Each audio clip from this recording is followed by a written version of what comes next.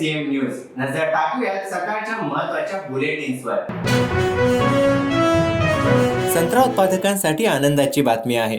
सरकारने नागपूर, अमरावती, बुलढाणा येथे 8 आधुनिक संत्रा प्रक्रिया केंद्रे उभारण्यास मान्यता दिली आहे. राज्यात कोविड-19ची रुग्णसंख्या वाढत असल्याने टास्क फोर्सची पुनर्रचना करण्यात आली आहे.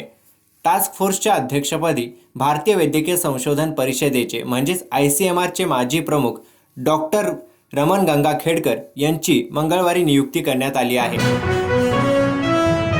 अजित पवार गटाच्या सर्व जिल्हाध्यक्षांना नव्या कोऱ्यात 4 चाकी गाडी मिळणार आहेत.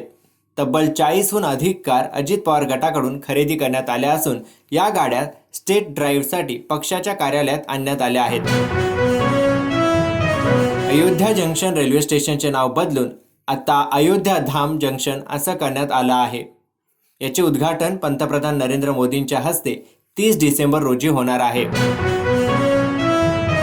काँग्रेसच्या स्थापना दिनाच्या निमित्तानं 28 डिसेंबरला नागपुरात काँग्रेसची हे तैयार हम अशी महारॅली होणार आहे.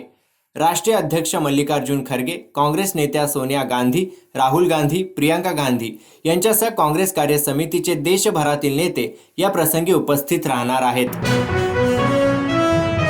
मध्य प्रदेशातील गुना जिल्ह्यात बुधवारी रात्री डंपरला बस धडकल्यानंतर बसला भीषण आग लागल्याची घटना घडली.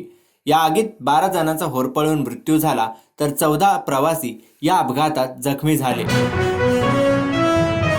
काँग्रेस नेते राहुल गांधी आता मणिपूर ते मुंबई अशी भारत न्याय यात्रा काढणार आहेत. ही यात्रा भारत जोडो यात्रेच्या धर्तीवर असणार आहे. ही यात्रा 14 जानेवारीपासून सुरू होणार असून 20 मार्चपर्यंत सुरू राहील. केंद्रीय मंत्री नितीन गडकरी यांनी अमरावती येथील एका कार्यक्रमात शरद पवार यांचे कौतुक केले आहे. विविध क्षेत्रातील गुणवत्ताधारकांच्या पाठीशी कोणताही पक्षी अभिनिवेश न बाळगता उभं राहणारं महाराष्ट्राचं नेतृत्व म्हणजे शरद पवार अशा शब्दात नितीन गडकरी यांनी शरद पवार यांचे कौतुक केले. पहिल्या कसोटीच्या दुसऱ्या दिवशी डीन एल्गरच्या शतकाच्या बळावर दक्षिण आफ्रिकेने भारताविरुद्ध 11 धावांची आघाडी घेतली आहे.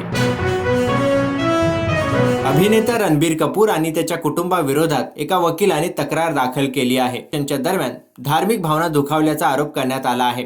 एका व्हिडिओत रणबीर कपूर केकवर दारू ओतून तो पेटवल्यानंतर जय मातादी म्हणताना दिसत आहे.